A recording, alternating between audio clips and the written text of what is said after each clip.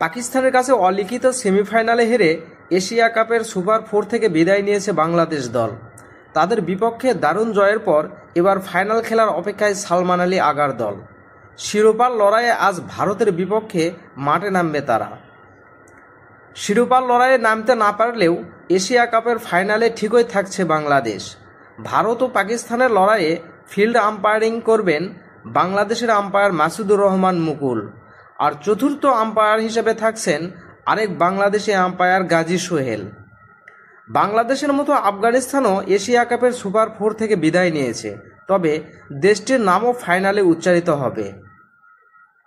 দুবাইয়ে কাল মুকুলের সঙ্গে ফিল্ড আম্পায়ারের ভূমিকা দেখা যাবে আফগান আম্পায়ার শাহ আহমদ পাখতিনকে। এর আগে গ্রুপ পর্বে ভারত পাকিস্তানের লড়াইয়ে আম্পায়ার হিসেবে ছিলেন মুকুল। সুপার 4 দুই দলের খেলোয়াড়দের সামলে প্রশংসা কুড়িয়েছেন গাজী সোহেল। ম্যাচ পরিচালনায় দারুণ দক্ষতা দেখানোয় ফাইনালের মতো ম্যাচে এই দুই বাংলাদেশি আম্পায়ারের উপর ভরসা রেখেছে Asian Cricket Council ACC. Super 4-এর ম্যাচে শ্রীলঙ্কাকে হারিয়ে ফাইনালে আশা জাগিয়েছিল বাংলাদেশ। এরপর টানা 2 ম্যাচে ভারত ও পাকিস্তানের কাছে হেরে টুর্নামেন্ট থেকে বিদায় নেয় লিটন দাস, তাসকিন আহমেদ ও জাকের আলীরা।